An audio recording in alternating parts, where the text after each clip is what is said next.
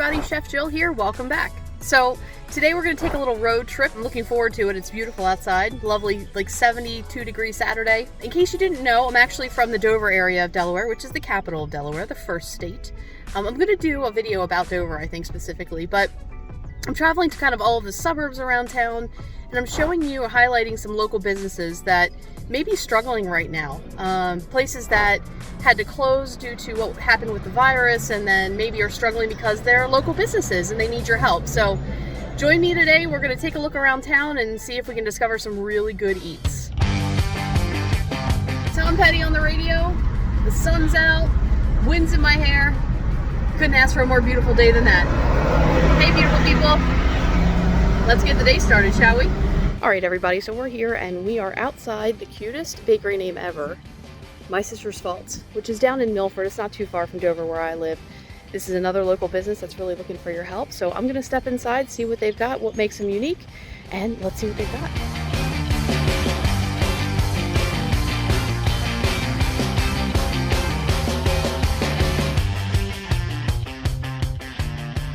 They also have a ton of sandwiches here, which is cool. Breakfast sandwiches and stuff. Empanadas are their specialty. All right, so I'm back in the car. I actually just left My Sister's Fault. And let me tell you, that place was crazy. There were like 30 people in there. It was crazy. So really high hopes for this cake. Like I said, I've never been here before, so I'm very excited to try their cakes.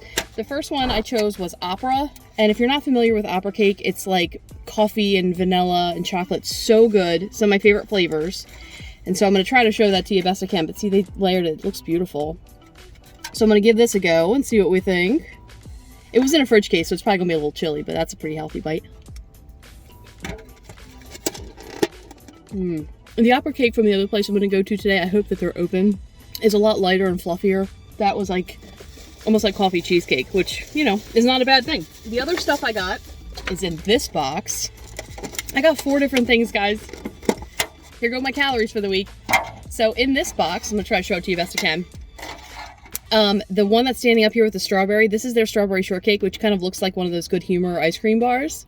The one in the back, I'll show you this way, with the pink flower on top. This is their signature cake. It's actually an almond cake, which I love almond cake, so that's perfect.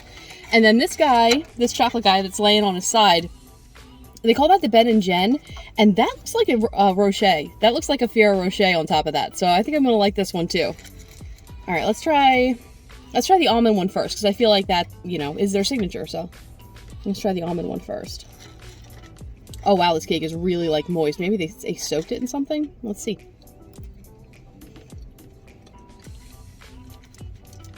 Yeah, it's definitely got like some saturation to it, so they definitely like soaked it with some type of evaporated milk or something like that. Almond flavor is really light. Actually almost has like a citrusy kind of taste to it. There is almond in there, but it's very, very faint. I'm going to taste the buttercream on its own and see if that's where the almond's coming from, or if it's actually coming from the cake itself.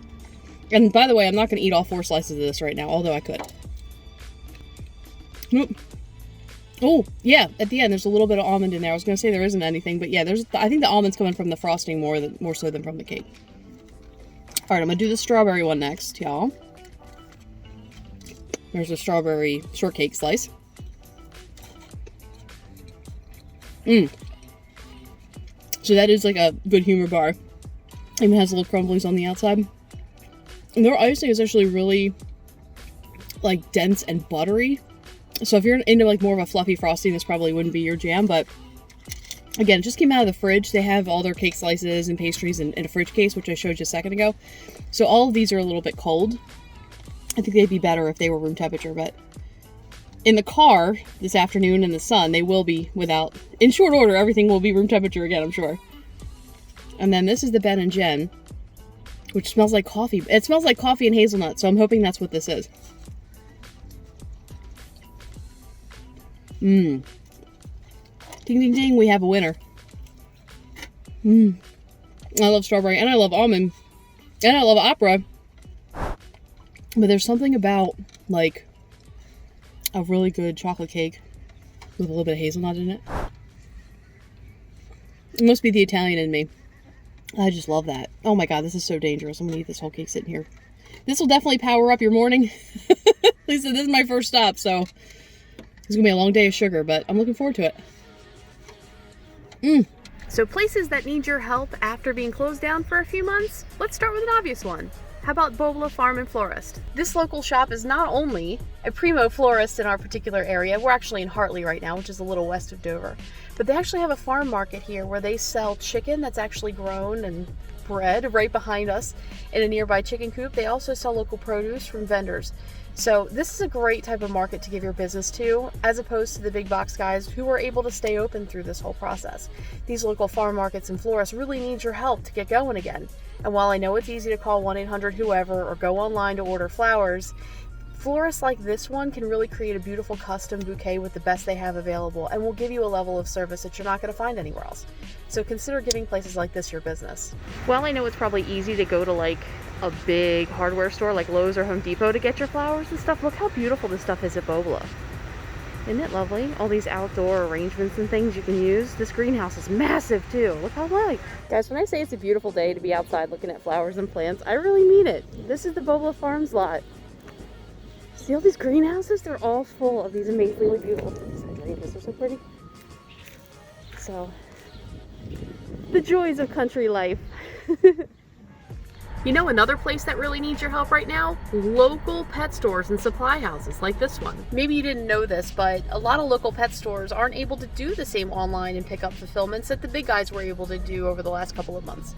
So if you haven't stopped into your local pet shop, ours here is Concord Pet, make sure to do that. Check out what they have, because they usually have really unique things. And if you care about animals as much as I do, maybe pick up something a little extra for the other guys in your house. Other places that really need your business right now are places like this, local ice cream shops. And you know what, with the weather being the way it is outside today, I think that sounds like a great idea. Also super important, these little grocery stores, especially this one because it offers great deli subs and sandwiches. What you may not realize is that some of these smaller deli places, they had to close entirely. And while the big grocery stores like Safeway and big box stores like Walmart and Target were able to stay open, a lot of these little grocery stores, because of social distancing, had a really hard time keeping their doors open. So stop into a store like this on your way home if you have one in your area, because they need your help right now. Local pharmacies like Bayard were also closed over the last few months. So if you haven't been inside a local pharmacy in a while, maybe check one of those out, give them some business. Remember how I told you not that long ago that there's an even better bakery for opera cake in Dover? It's right here, and it's called La Baguette. This authentic French bakery was opened by actually an ex-co-worker of mine and friend, Chef Ludovic, and he does a beautiful job of recreating some amazing French pastries, including opera tarts, croissants, puff pastries, things like that. These guys unfortunately had been closed most of March, April, and May, so I'm very happy to see them back in June and to give them some business when they reopen on Monday. A place that really needs your help right now are these local cafes and bagel cafes that you see around. These guys were closed. At least this particular one, my particular one, was closed. They didn't offer carry-out, take-out, or anything, so they're actually just opened up this week, and they would love to see you back. Not one single Chinese restaurant stayed open here in Dover where I live. But now, my favorite place, Rice, they're back open and ready for business. So if you miss Chinese as much as I did, make sure you frequent these guys.